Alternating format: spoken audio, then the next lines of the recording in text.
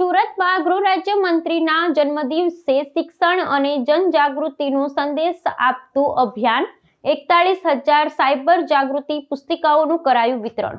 સુરત શહેરમાં રાજ્યના ગૃહ રાજ્ય મંત્રી હર્ષ સંઘવીના જન્મદિવસની ઉજવણી પરંપરાગત રીત રસમોથી દૂર રહીને એક પ્રેરણાદાયી સેવા કાર્યના માધ્યમથી કરવામાં આવી છે।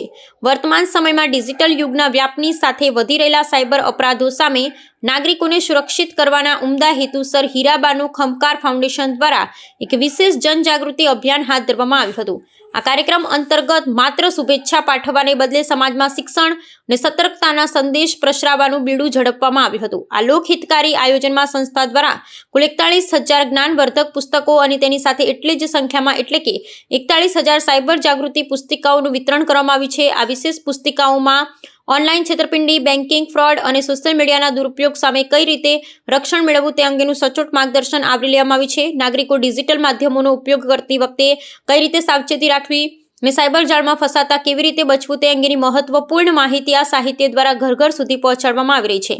મંત્રીના જન્મદિવસ નિમિત્તે યોજાયેલું આ અભિયાન સમાજના દરેક વર્ગના લોકોને સ્પર્શે છે। યુવા પેઢીને લઈ વડીલો સુધી સૌ કોઈ ડિજિટલ વ્યવહારો સાથે સંકળાયેલા હોવાથી આ પહેલ સાચા અર્થમાં સાયબર એફ સુરતના સંકલ્પને બળ પૂરું પાડે છે। કેક કે હાર તોરાના સ્થાને જ્ઞાન અને સુરક્ષાની ભેટ આપીને કરવામાં આવેલી આ ઉજવણીએ જાહેર જીવનમાં સેવા અને સમર્પણનું એક ઉત્તમ ઉદાહરણ પૂરું પાડ્યું છે, જેની ચોમેરે પ્રશંસા થઈ રહી છે।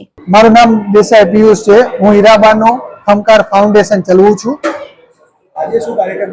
આજના રોજ અમે 41,000 જેટલા બુક વિતરણનો કાર્યક્રમ રાખેલો હતો, જ્યારે માનનીય શ્રી આપણા ગુજરાતના નાયબ મુખ્યમંત્રી શ્રી હર્ષભાઈ સંઘવી સાહેબના જન્મદિવસ નિમિત્તે 41મા જન્મદિવસ નિમિત્તે 41,000 બુકનું વિતરણ કરવા જઈ રહ્યા છે। સાયબર ફ્રોડ થઈ રહ્યું છે, એનાથી બચવા માટે શું કામગીરી તમે બી કરી?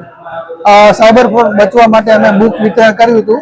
એની અંદર સાયબરના સંદર્ભમાં અમે એની અંદર બધી વસ્તુઓ આવરી લીધેલી છે। કઈ રીતના આપણે બચી શકીએ છીએ, એના કયા વસ્તુ આપણે કોઈને શેર કરવું જોઈએ કે ન કરવું જોઈએ, કે આપણે ઓટીપી આપવા કે નહીં, અને લિંક કોઈ પણ વેબસાઇટ કે કોઈના માધ્યમથી લિંક આવતી હોય તો એને શું કરી શકીએ છીએ, અને કઈ રીતના બેંક એકાઉન્ટની ડિટેલ્સ આપવી કે ન આપવી, એ દરેક વસ્તુ અમે આવરીને એક પુસ્તક પણ બહાર પાડેલું છે। અત્યાર સુધી કેટલી શાળાઓમાં નોટ વિતરણ તમારી સંસ્થા દ્વારા કરવામાં આવ્યું?